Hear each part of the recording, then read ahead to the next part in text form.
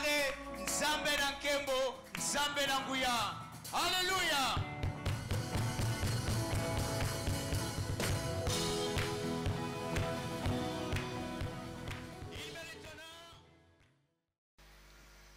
Bonjour Église. Comment vous allez? 2 semaines. Vous êtes forts? Fatigués mais poursuivant toujours. Est-ce que vous pouvez vous acclamer vous-même?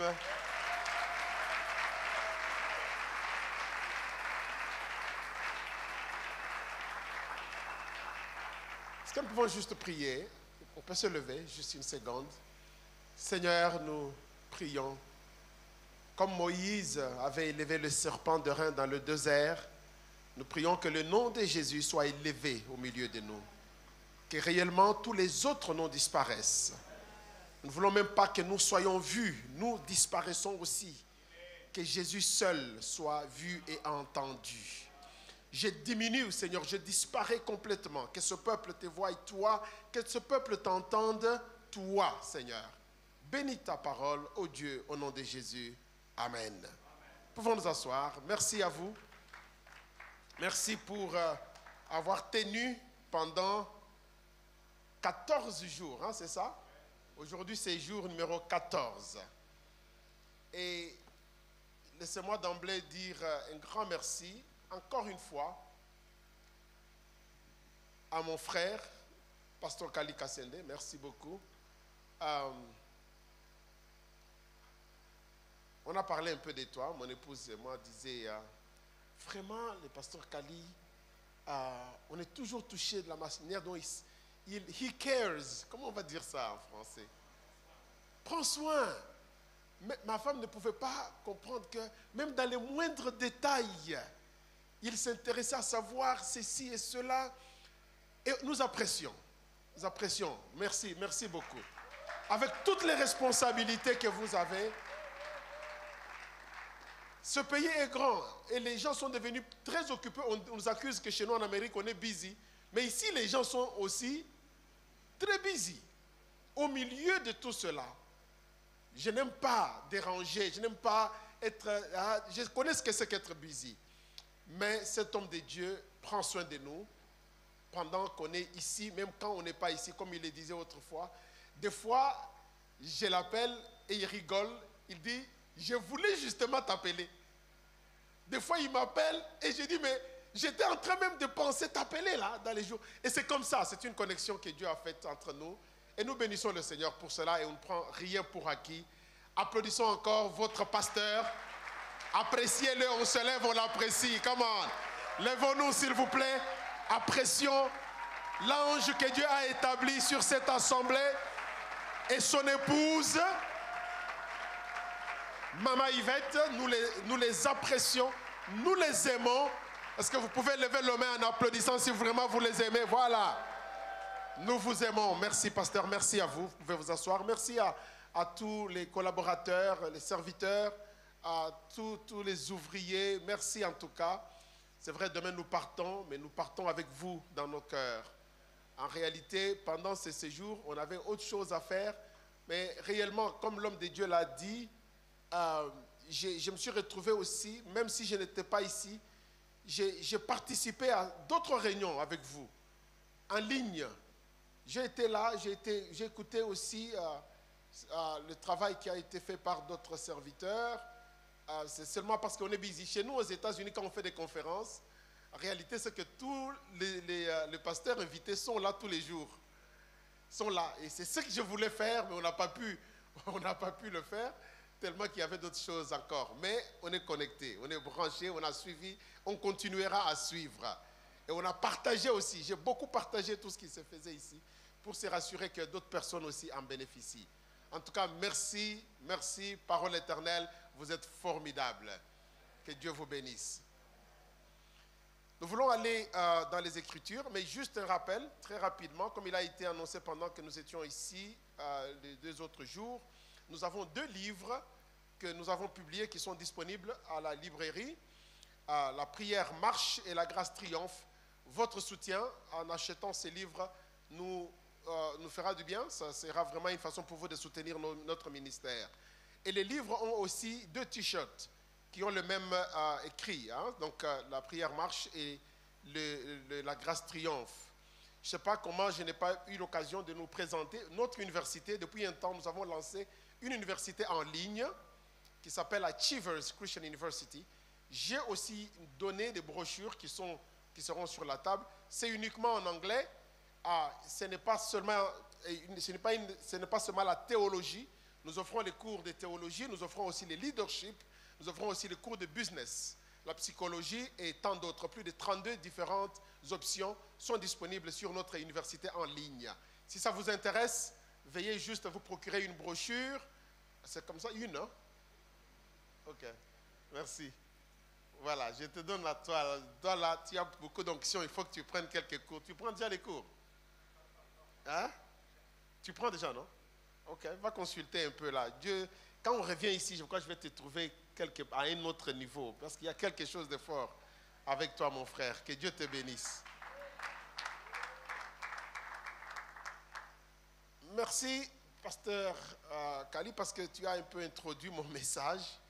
Comme il le disait, le thème qui m'avait été confié, je suis vraiment, j'aime beaucoup ça. C'était vraiment inspiré par le Seigneur que j'ai ces sujets à cœur. Ça nous prendrait des semaines et des semaines pour continuer à parler de la famille et aussi de la destinée. Mais en ces derniers jours, j'ai voulu un peu faire comme aider quelqu'un. J'ai voulu aider quelqu'un. J'ai prié pour ça et le Seigneur m'a conduit à nous donner quelques conseils. Maintenant que la conférence, le séminaire est terminé, et quoi après? Amen. Parce que c'est maintenant, comme il l'a dit, quand il le disait, je disais, waouh, regardez-moi quand Dieu est bon, Dieu connaît les choses. C'est maintenant que la réalité commence. Parce que pendant les 14 jours, des fois on est pris dans les sentiments, les émotions, on crie, on saute, et puis, mais quand on rentre, maintenant c'est Dieu veut nous voir vivre ce que nous avons appris. Amen. C'est pourquoi ce matin, je voudrais nous donner quelques clés pour nous aider à commencer à marcher dans notre destinée. Je vais peut-être en sortir 5 clés pour nous aider à marcher ou à vivre déjà cette destinée. Nous avons compris avec plusieurs interventions que nous avons eues, on a compris à ce point, presque tous nous comprenons c'est quoi la destinée. Et nous comprenons une destinée. Nous n'allons pas partir d'ici en parlant seulement destinée, mais nous allons partir d'ici en croyant réellement que ma destinée a été restaurée. Comment? Dites-le fort. Ma destinée a été restaurée. Parce qu'elle a été restaurée, il faut alors... Eh bien, il faut la vivre. Le mot marcher, en fait, ça veut dire vivre. Vous marcherez. Quand tu marches par la foi, donc tu vis par la foi. Donc nous devons, à partir d'aujourd'hui, ce soir, je suis sûr que ça sera des moments de louange et de célébration et tout cela. Et quand on sort de là, nous changeons d'attitude et prenez ces quelques conseils que je vais vous donner ce matin. Ça vous aidera à réellement commencer à palper votre destinée. Amen. Nous sommes dans Jérémie chapitre 29, verset 10. Nous lirons le verset 10 à 14. Jérémie chapitre 29, verset 10 à 14. Je suis dans la version Louis II. Et nous lisons ensemble. 1, 2, 3, go. Hein? Ah, on cherche. Hein? Ok, cherchez. C'est bien, je n'ai pas ma Bible,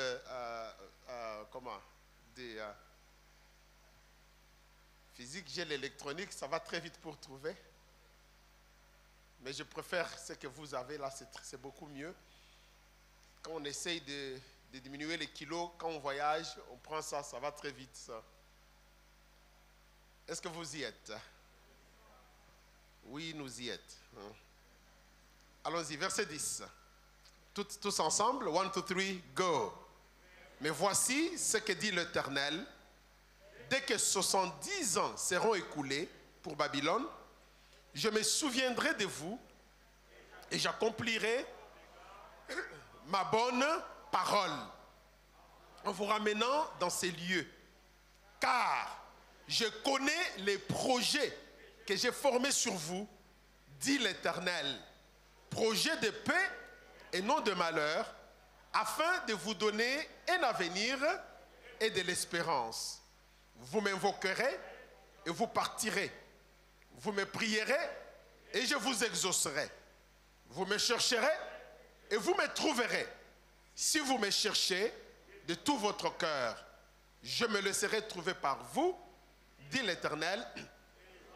Mènerez vos captifs, je vous rassemblerai de toutes les nations et de tous les lieux où je vous ai chassés, dit l'Éternel, et je vous ramènerai dans les lieux où je vous ai fait aller en captivité. Amen. Ici, le prophète Jérémie nous donne la situation des enfants d'Israël qui sont partis en captivité pendant 70 ans. Mais Dieu a promis de les restaurer. De les restaurer dans son plan qu'il a toujours eu pour eux. Mais une chose qui m'a frappé avec ce texte, c'est que Israël n'était pas toujours en bon terme avec Dieu. Il a fait des choses que Dieu n'a pas aimées. Mais Dieu a décidé quand même de les restaurer, quand bien même Dieu punit la rébellion, il punit le péché, il punit le mal, mais il finit toujours par restaurer son peuple. Mais si Dieu restaure Israël, c'est parce que Dieu aime Israël. J'aimerais te dire que Dieu t'aime. Et c'est la raison pour laquelle il restaure ta destinée. Il te ramène dans son plan. Malgré les années passées, il y a des familles qui ont connu beaucoup de problèmes et de difficultés. Et Dieu est en train de nous dire ce matin que le temps est arrivé pour marcher dans notre destinée. C'est la saison. Ah, que quelqu'un dise avec moi, c'est la saison. C'est la saison, c'est la saison. Oui, c'est la saison. C'est la saison. Ce texte, lorsque nous le lisons dans la version, la Bible dit Semeur, il dit ceci. Car voici ce que déclare l'Éternel, c'est seulement au bout de 70 années allouées à Babylone que j'interviendrai en votre faveur. Alléluia. Dieu intervient en ta faveur pour accomplir la promesse que je vous ai faite de vous faire revenir, restauration, de vous faire revenir dans ce pays. Car moi, je connais, ça c'est Dieu qui parle, moi je connais les projets que j'ai conçus en votre faveur, déclare l'Éternel. C'est quoi la destinée? C'est ce but que Dieu a pour nous. C'est que Dieu avait planifié avant la fondation du monde. Avant que nous nous soyons conçus dans les ventres de notre mère. Le plan que Dieu avait. L'image que Dieu avait de toi et de moi. Et Dieu dit, je vais te ramener dans ce plan-là. Après ces 14 jours, je te ramène. Je te donne l'opportunité de vivre maintenant ce que j'avais toujours dit. Ce que j'avais toujours planifié. Dieu, il ne se souvient pas seulement de nous parce qu'il nous aime, mais il se souvient aussi de ses promesses à notre égard. Alléluia. Si Dieu t'a fait des promesses, c'est maintenant la saison pour toi de vivre ces promesses que Dieu t'a faites. Avec ces 14 jours, Dieu a voulu te remettre, comme nous le disions l'autre fois, il est temps de remettre la pendule à l'heure. De revenir sur la bonne voie. Il est temps d'arrêter avec le prophète des malheurs. Dieu dit, je connais les projets que j'ai formés pour toi. Les projets que Dieu a pour nous, bien-aimés, ce sont des projets de paix. Alléluia. Les projets et de bonheur. Ce n'est pas toujours les malheurs. Nous avons, de notre temps, beaucoup de prophètes des malheurs. Tout ce qu'on prophétise, et beaucoup de prophéties sont faites avec terreur, pour terroriser les enfants de Dieu, pour leur mettre dans un esprit de peur. Mais moi, je viens te parler de l'espérance. Je viens te dire que le projet que Dieu a pour toi, ce sont des projets de paix, alléluia, et de bonheur pour te donner. Est-ce que vous êtes là ce matin? J'interviens après tous ces temps, j'interviens. Ce sont des projets de paix. Et écoutez comment ce verset est dit aussi dans la nouvelle version Second. Je connais moi le plan que je prépare à votre intention, déclaration du Seigneur, non pas de plan de malheur, mais de plan de paix, afin de vous donner un avenir, un espoir. Dieu veut que nous puissions vivre une vie où nous espérons voir de bonnes choses se passer. Ce n'est pas une vie où on te dit seulement que tu vas mourir dans 2 semaines.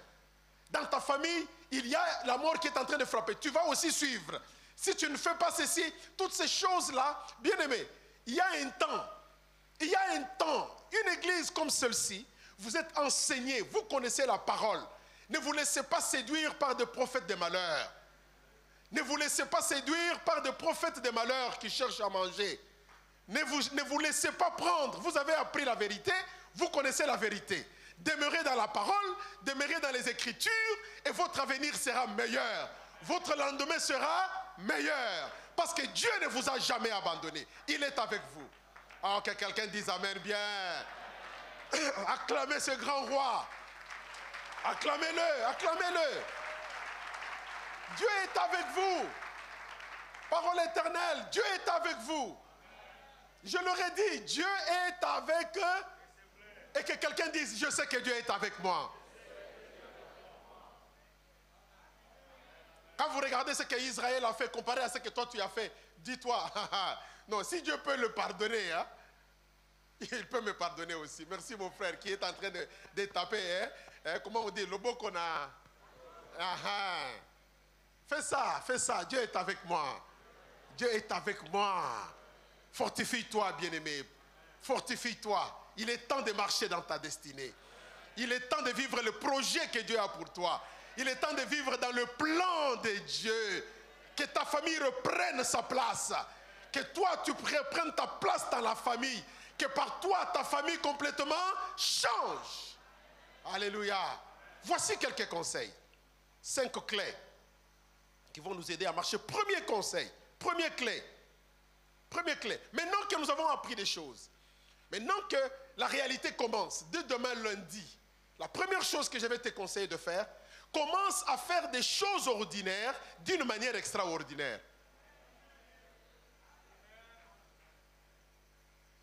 La clé numéro 1, tu as ton trousseau, je te laisse un trousseau. Clé numéro 1, désormais, commence. Qu'est-ce que nous voulons? Nous voulons marcher, n'est-ce pas, entrer dans notre destinée. Dieu a déjà un plan. Dieu ne viendra pas du ciel pour te tenir comme ça, te faire marcher dans ta destinée. Dieu te laisse sur la terre, au milieu de païens, dans un monde perverse. Comment vivre pour pouvoir expérimenter ma destinée? Donc, j'ai la responsabilité. Ta responsabilité, je t'aide ce matin, commence par faire des choses ordinaire, mais d'une manière extraordinaire. Je vais vous donner le passage de 1 Samuel, chapitre 9, versets 3 à 29. Ce passage, c'est une très longue lecture, vu le temps, et les autres clés qu'on doit voir, on ne va peut-être pas le lire. Si on peut le poster entre-temps, on peut le poster. Vous connaissez l'histoire de Saül, que son père a envoyé pour aller chercher les ânesses perdus. Il est parti chercher les ânesses. Oh, j'ai béni le Seigneur pour des vrais assistants, des bons assistants. Il avait un bon serviteur qui pouvait lui dire, maître, faisons attention, placé par Dieu à nos côtés. Il est important que nous ayons des gens. Vous savez qu'il y a des gens qui ne comprennent pas que dans la vie, nous avons différents dons et différents appels. Il y a des gens qui ont reçu le ministère de supporter d'autres personnes. Est-ce que vous êtes là avec moi? C'est un ministère très fort qu'on néglige beaucoup. Tout le monde pense qu'il doit être toujours le patron. Il doit être toujours le boss.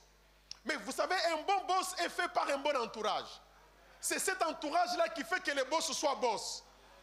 Il y a des gens qui ont réellement le ministère de support. Et c'est donné par Dieu. Ils sont loin pour cela. Ne négligez pas ça. Ne négligez pas cela. Prenez cela au sérieux. Parce que ça peut vous amener quelque part. On va parler de certaines de ces choses maintenant. Alors Saul se retrouve qu'il ne retrouvait pas les ânesses. Son serviteur lui a dit, mais tu sais quoi, mais il y a un prophète. Allons voir le prophète. Mais comment je vais aller voir le prophète main vide? Il dit, non, nous avons encore un peu. Hein, ici, quelque chose. Apportons ça pour le prophète. Mais regardez la décision qu'ils ont prise de ne pas arrêter de chercher les ânesses. Cela a amené Saoul à la royauté. Quand il a cherché le prophète, Dieu avait déjà parlé au prophète. Il lui avait dit qu'il y aura quelqu'un qui viendra pour te chercher. Et tu vas le oindre roi. Saoul ne connaissait même pas qu'il allait être roi. Lui, il a fait le travail que Dieu et son père lui a confié de faire, mais il ne s'est pas arrêté quand il a trouvé que je n'ai pas trouvé les ânesses, je vais rentrer. Il a continué. Il est allé plus loin dans sa recherche. Il est allé consulter le prophète. Et le prophète lui a dit, ne t'en fais pas pour les ânesses, parce que les ânesses ont été déjà retrouvées. Toi, tu es venu ici en mission spéciale pour être roi. Je te dis, lorsque tu commences à faire des choses ordinaires, d'une manière extraordinaire, tu peux te retrouver en train d'entrer dans ta destinée sans comprendre comment... Oh, my.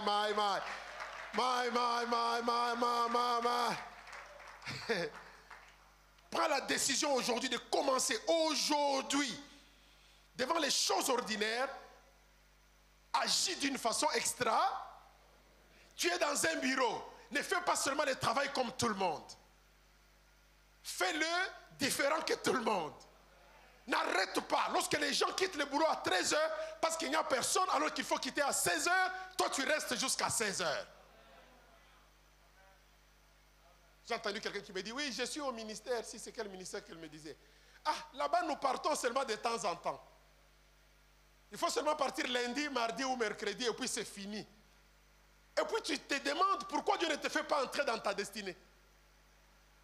Non, c'est comme ça que tout le monde fait. Mais tu n'es pas tout le monde. Tu n'es pas tout le monde. Les choses doivent changer et ils changeront avec toi. Toi, tu as une destinée à atteindre. Ne suis pas tout le monde. Fais les choses ordinaires d'une manière extraordinaire. Intentionnellement. Même si tu es appelé à sortir la poubelle, fais-le bien. Alléluia. Vous savez, moi, je suis arrivé aux États-Unis.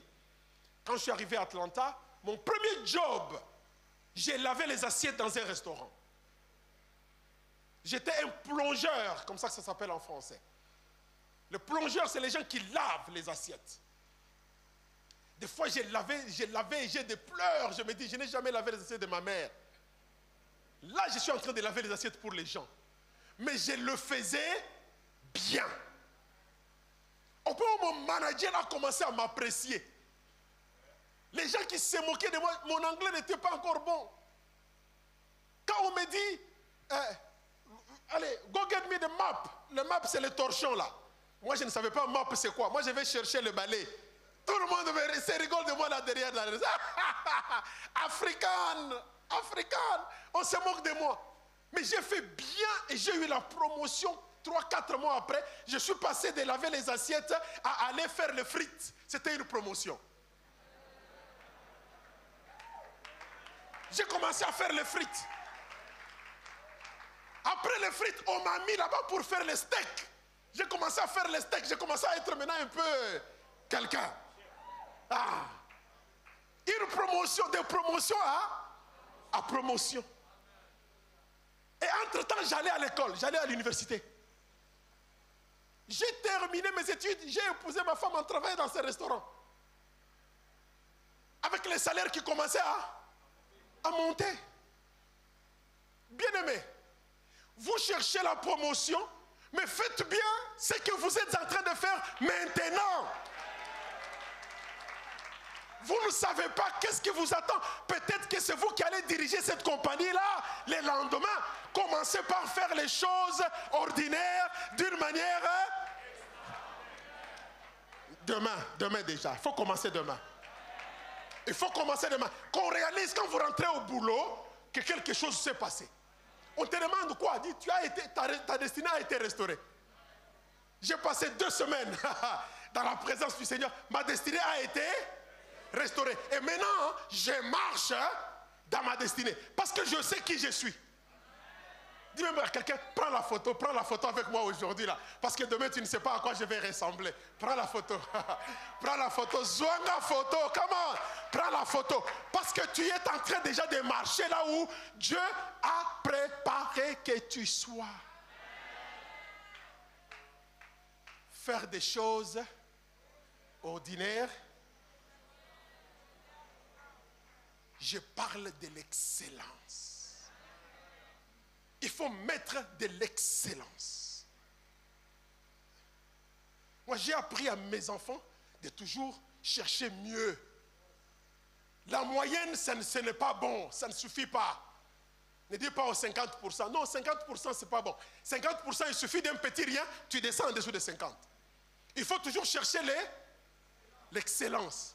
C'est au-delà. Au-delà de la moyenne. Ne soyez pas quelqu'un de moyen dans la vie. Dans le lieu de travail, ne soyez pas un travailleur moyen. Sois toujours un travailleur excellent. Même dans le ministère, ma fille. Quand tu sers Dieu, sers-le bien. Ne fais pas des choses... Oh, j'ai entendu un chanteur ici au Congo qui a dit, chrétien, il a dit, si c'est pour Dieu que nous le faisons, faites-le, faisons-le bien. Puisqu'on chante pour Dieu, chantons bien. Oh, ça. Faisons les choses ordinaires d'une manière extraordinaire. Deuxième clé. Considérez chaque travail comme une formation pour entrer dans votre destinée. Là où tu es, Dieu est en train de te former. Le petit travail que tu fais là, Dieu est en train de te former. Rappelez-vous de David. 1 Samuel 17, 32 à 54. David, quand il était dans la brousse, quand il y avait les lions qui venaient pour pouvoir attaquer les brebis qu'il gardait, qu'est-ce qu'il faisait? Il attrapait les lions, il les déchirait en deux.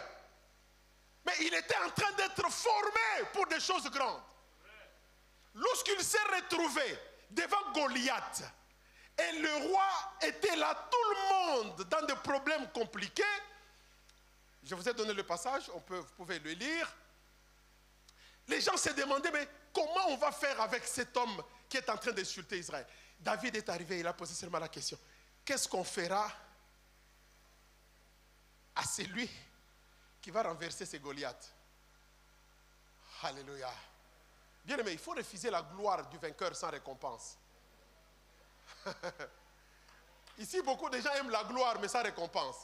Il est fameux, on le connaît, il est à la télé, il est rien, mais dans la poche, Chigéo. Il n'a rien. David a dit non, on fera quoi à l'homme qui va descendre ces géants? Il insulte les enfants de Dieu comme ça. Pourquoi? Puis on lui dira, mais les gendres va lui donner, il deviendra les gendres du roi. Ah bon? Récompense. Celui qui va renverser seulement ces géants, il devient les gendres du roi. Et puis il ne va pas payer des taxes. David trouve que c'est bon. Maintenant il va chez le roi, il dit, mais écoutez, moi là, quand j'ai gardé les brebis de mon père, j'étais en train d'être formé pour un jour comme celui-ci.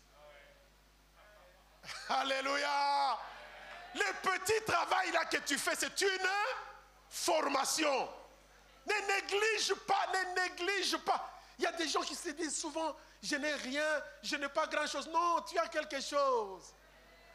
Je fais juste, tout ce que je fais, je suis seulement dans un bureau là, où j'accueille seulement les gens qui viennent. Mais c'est bien, c'est une formation.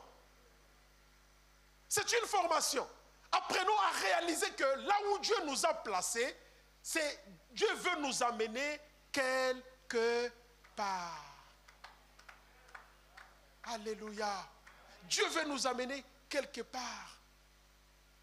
Comme David, les choses que tu es en train de faire à ton travail, quand personne ne te voit, sois un bon travailleur.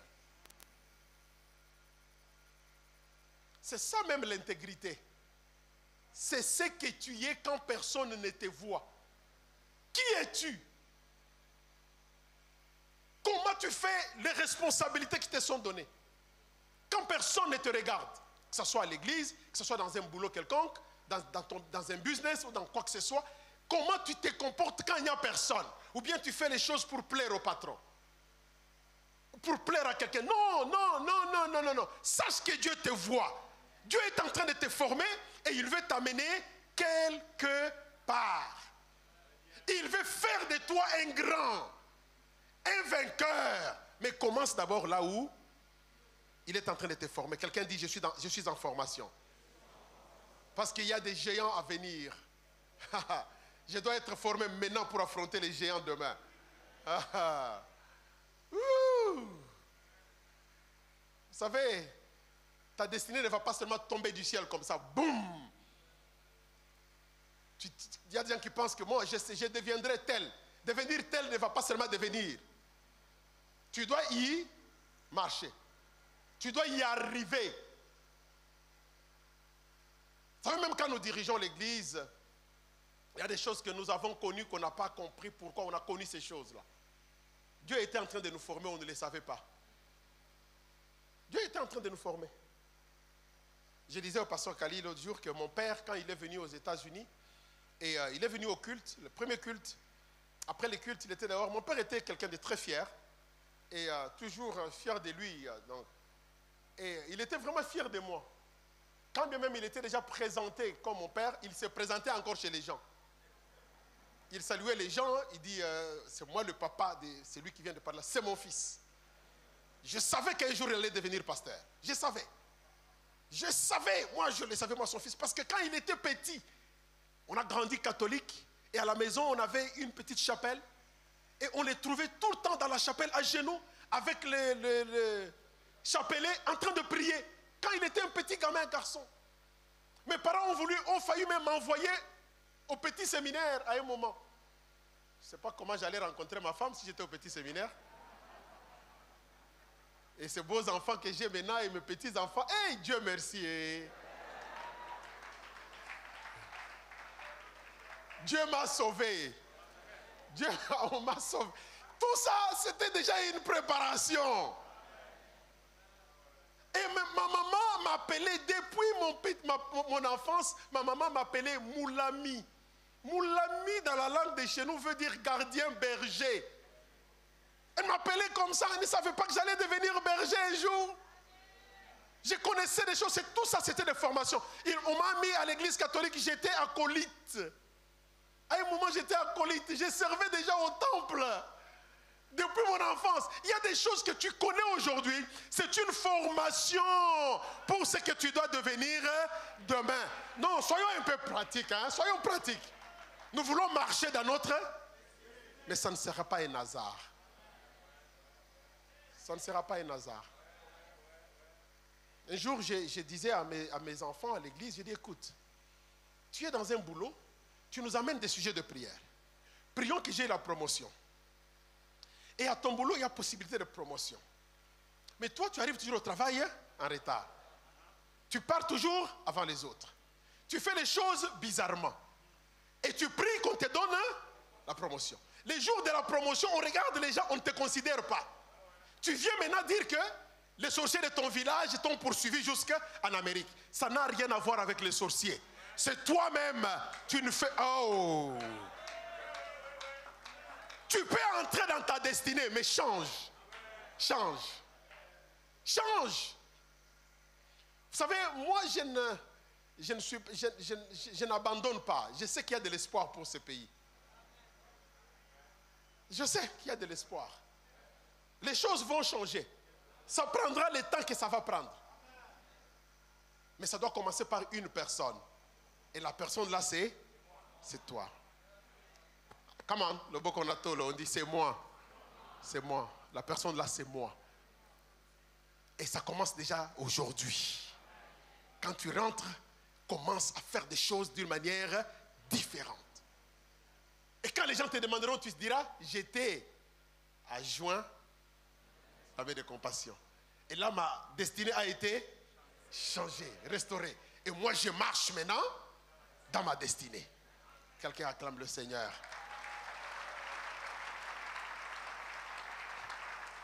Troisième clé. Troisième clé.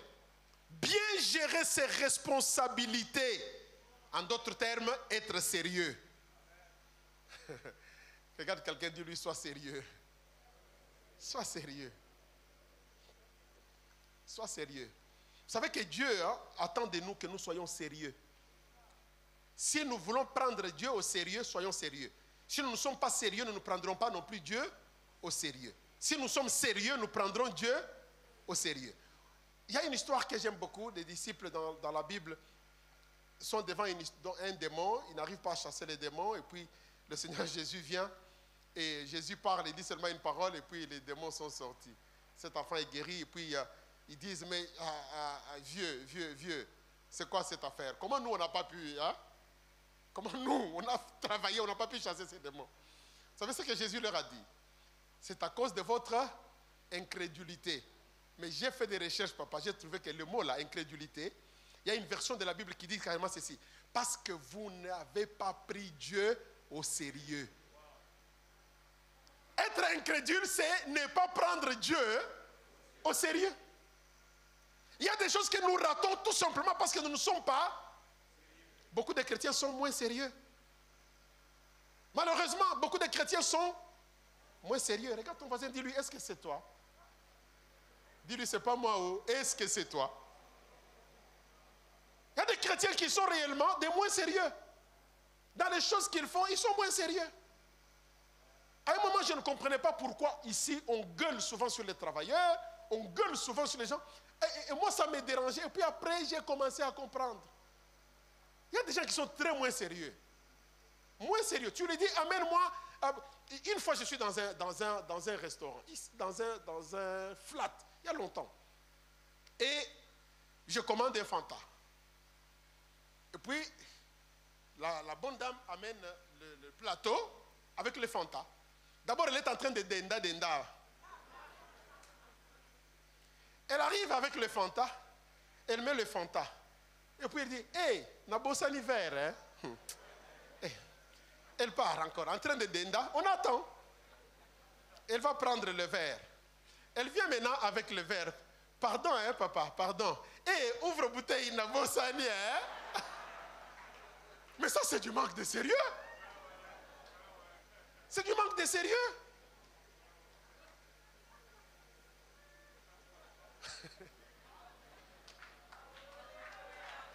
Non mais soyons sérieux. Soyons sérieux. Ne faites pas les choses parce que tout le monde le fait. Non. Non. J'ai fait une formation une fois là, ici, de service clientèle. Dans le cadre de notre ministère, on fait souvent des formations comme ça et tout ça. Je faisais une formation et en faisant, je parlais aux hôtesses et les serveurs. Une des filles m'a dit, en posant la question, il dit, mais papa, vous nous dites de nous habiller, ceci, cela, mais des fois, là où moi je travaille, on nous dit de porter des mini-jupes. J'ai dit, mais tu peux quitter là-bas. Tu dois commencer par faire la différence. Tu n'auras jamais quelque chose de meilleur si tu vis une vie de compromis. Chrétiens, nous connaissons la vérité, ne soyons pas des hommes et des femmes de compromis. Il y en a qui me regardent comme un fou, mais quand tu vas dire non là, ton non va faire la différence. Vous connaissez Daniel? Hein? Est-ce qu'il y a des Daniel au milieu de nous? Qui ne vont pas s'essuyer, qui ne vont pas accepter? Alléluia! Soyez des Daniel, mes filles. Soyez des Daniel. Donc faites la différence, mes frères, mes sœurs. Il ne faut pas suivre ce que tout le monde fait. Parce que toi, tu es sérieux. Quelqu'un dit, moi, je suis sérieux. Je suis sérieux. Peut-être que vous n'avez jamais pris votre travail au sérieux. Commencez à prendre votre travail au sérieux. Le rôle que vous jouez là, commencez à le prendre au sérieux. Ok? Dieu est en train de te chercher là où tu as été placé. Dieu ne va pas te chercher ailleurs. Si tu es quelqu'un qui nettoie les rues ou qui transporte les poubelles, c'est là-bas où Dieu va te chercher. Dieu ne va pas aller te chercher ailleurs. Après la naissance du Seigneur Jésus, les anges sont venus trouver c'est les bergers, hein? C'est les bergers. Où? Là où ils gardaient leur troupeau. C'est là où l'ange est venu les annoncer. Quand je regarde même l'histoire de Jean, de Pierre, de Jacques, de Simon, ils étaient des pécheurs. Jésus les a appelés et il les a appelés où? En train de... Et Jésus lui-même a dit quoi? Je vous prends en tant que pécheurs et je ferai de vous des pécheurs d'hommes. C'est dans ta responsabilité que Dieu va te trouver. C'est de là qu'il te prendra et il te fera entrer dans ta destinée. Alors sois sérieux là où tu es. Fais bien ce que tu fais. Alléluia. C'est la parole que mon père spirituel m'avait dit quand je sentais l'appel pour le ministère. Je voulais tout arrêter. Et il m'a dit non, n'arrête pas. J'ai dit, ah, mais viens. Oh non, parce que je sens l'appel. Il m'a dit non. Qu'est-ce que tu veux? Tu voulais devenir quoi? J'ai dit ingénieur. Il m'a dit, va à l'école d'ingénieur. Termine d'abord que tu aies un diplôme d'ingénieur. Si Dieu veut t'utiliser, il te prendra en tant qu'ingénieur, il te donnera la responsabilité. Et moi, je trouvais que c'était quand même trop. J'ai dit, mais ah, papa, dans mon cœur, j'ai dit, hey, vieux yo, comment ça? Et c'est comme ça, il y a beaucoup de serviteurs. Il sent seulement qu'il a l'appel. Allez, il devient le grand pasteur, les grands prophètes, les grands bishops et archibishops. Il ne veut plus étudier, il ne veut plus travailler, il ne veut plus rien faire. Oh, Dieu m'a appelé. Je suis allé à l'école, papa. J'ai terminé mes études en tant qu'ingénieur en électromécanique. C'est quand j'ai terminé mes études que j'ai vu les choses commencer à s'ouvrir. L'homme de Dieu savait ce qu'il disait. Je me suis marié, le ministère a commencé, et même ça, j'ai tenu le ministère en travaillant. En travaillant. C'est de là. Et dans mon travail, je le faisais bien. J'ai eu des promotions en promotion. D'ailleurs, les jours où j'ai quitté mon boulot, je suis venu pour annoncer à mon patron que c'est mon dernier jour. Mon patron m'a dit, mais on t'attendait ici. Parce qu'on a une nouvelle position pour toi qui va payer beaucoup plus d'argent. Et la tête commence maintenant à... Alors j'ai compris que c'était Dieu. C'était le temps de Dieu. J'ai dit à mon patron, malheureusement, il dit, mais comment tu vas vivre? J'ai dit, mais Dieu va prendre soin de moi. C'était après des années dans le ministère, avec un travail séculaire, en dirigeant l'église au même moment. Soyons sérieux, peuple de Dieu. Soyons sérieux. Soyons sérieux. Je ne sais pas qui sont les pasteurs, les associés, les ministres. Je ne sais pas. Je ne parle à personne. Je ne connais pas. Pasteur Kali et moi, on parle de nous deux. Il ne nous parle pas de toi ni de qui. Non. Il ne m'a rien dit. Oh. Mais sois sérieux. Si tu peux aller prendre un travail, prends un travail. Et Dieu te bénira. Il n'y a pas beaucoup d'amen. Ce n'est pas grave. Ce n'est pas grave. Ma belle-mère, hein, était femme d'un pasteur. Son mari était pasteur en Bougimaï. Elle me raconte souvent des choses. Et d'ailleurs, on est rentré avec elle. Ça rappelle il y a quelques années, on est venu avec elle, on est descendu là-bas. Elle arrive à la maison comme ça. Le matin, elle se réveille. Il y a toute une ligne là des évangélistes et des pasteurs assis. Ils sont venus. Hé, maman, où tu poteau? Et puis, elle doit leur donner. Mais je me demande, est-ce que vous travaillez? Non, ils ne travaillent pas. Ils ne font rien. Ils sont là parce qu'on est pasteur. Come on. Come on. Go get a job. I mean. Il y a une de mes enfants qui est en Côte d'Ivoire qui me dit, mais je suis fatigué. Elle est aux États-Unis, mais elle a un assignment. Assignment. Elle est là pour un temps, hein, pour faire un travail. Mais elle me dit,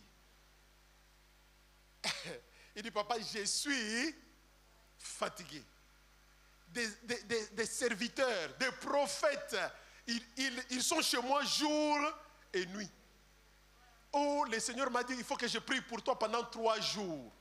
Caca!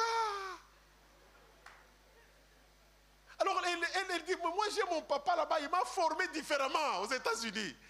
J'ai été formé différemment. Non, les choses que j'ai vues, il y a un esprit de blocage dans ta vie. On doit entrer en prière pendant 7 jours.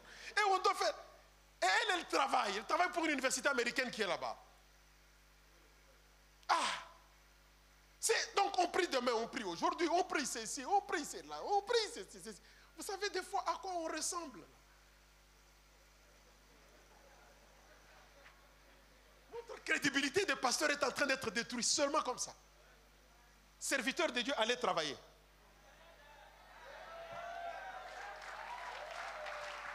Allez travailler. Parce que Dieu va te rencontrer dans la responsabilité qu'il t'a donnée. S'il doit t'emmener quelque part, il te prendra de là. Suivez, lisez les Écritures. La plupart des gens que Dieu a élevés, il les a pris de quelque part. Jésus n'a pas appelé des fainéants. Tous ceux qu'il a appelés, ils étaient occupés, ils travaillaient, ils faisaient des choses grandes. Dieu les a pris de là et les a... Non, dites amen bien, que je sache que vous êtes avec moi. Est-ce qu'il y a des serviteurs ici? Serviteurs, dites amen, dites c'est un bon conseil. Dites c'est un bon conseil, pasteur. Ne vous fâchez pas contre moi. La vérité, des fois, ça fait mal, mais c'est bien. C'est comme quand on opère, non? Ça fait mal, mais c'est pour nous faire du bien. Soyons sérieux. Nous allons marcher dans notre destinée. Aujourd'hui, c'est un grand jour. Nous changeons d'attitude. Avec ces 2 semaines, nous changeons d'attitude. Nous n'allons plus être les mêmes personnes. 4e clé. 4e clé. Être passionné même quand tu n'en as pas envie. Être passionné même quand tu n'en as pas envie. Le mot passionné veut dire une personne qui réagit habituellement avec passion. Une personne qui manifeste avec violence ses sentiments. Une personne qui a un goût très vif pour quelque chose. Vous savez, l'église, c'est une école. Je vais répéter cette définition parce que je vois plusieurs en train d'écrire. Passionné, c'est une personne qui réagit habituellement avec passion. Je dis bien habituellement. Quand on est passionné, on n'est pas passionné un jour et puis après on ne l'est pas. Ça doit être une vie. On est passionné dans ce qu'on fait, passionné dans le ministère, passionné dans le travail, passionné à la maison, passionné dans la ville, passionné dans ses entreprises, passionné. Et les gens vont te remarquer. Les personnes passionnées, on voit comment, même une petite chose, ils le font avec passion. Et ce sont des gens comme ça à qui on donne des promotions. C'est des gens comme ça qui reçoivent des nominations. C'est des gens comme ça qui reçoivent, ils ne le savent pas, ils entendent seulement son nom cité à la télévision.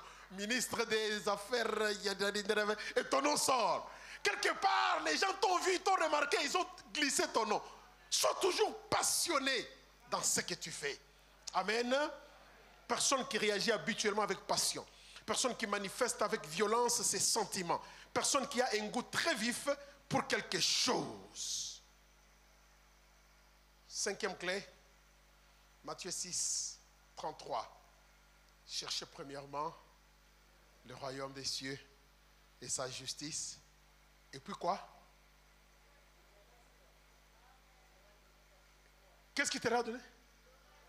Le reste, toutes ces choses.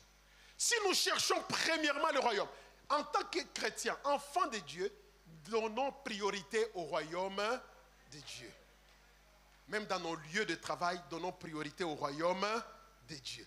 Dans tout ce que nous faisons, donnons priorité au royaume de Dieu. Les royaumes d'abord. Les royaumes d'abord.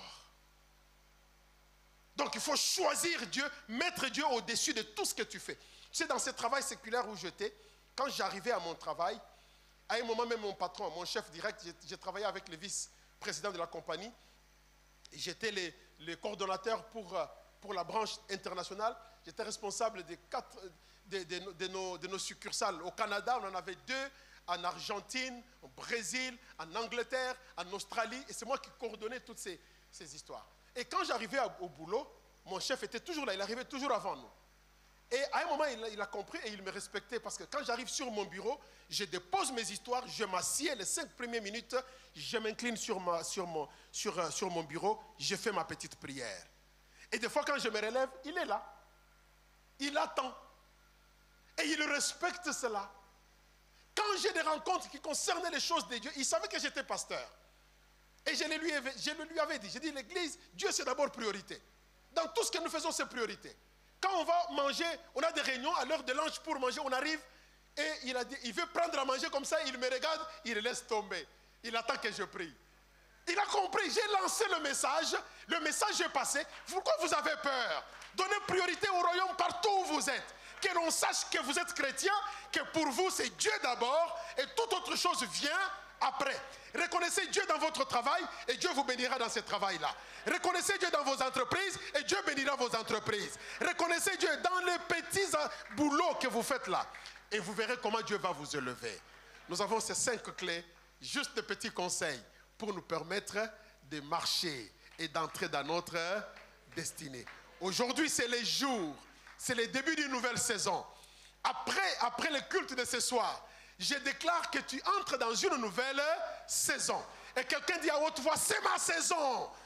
Maintenant, c'est ma saison. Je vais briller avec mon étoile. Même si l'étoile avait été échangée, je récupère mon étoile. Je récupère l'étoile de ma famille. Je suis la différence. Je fais la différence. Je suis sérieux et je prends Dieu au sérieux. Je vais travailler bien. Je ferai des choses ordinaires d'une manière extraordinaire. Je ferai tout avec excellence. Je suis désormais une personne d'excellence. Je fais tout avec excellence. Je marche dans l'excellence. Je travaille avec excellence. J'agis avec excellence. Et je donne priorité au royaume de Dieu. À Dieu soit la gloire pour le siècle de siècles. Nous acclamons le Seigneur. Nous nous levons et nous poussons des cris de joie.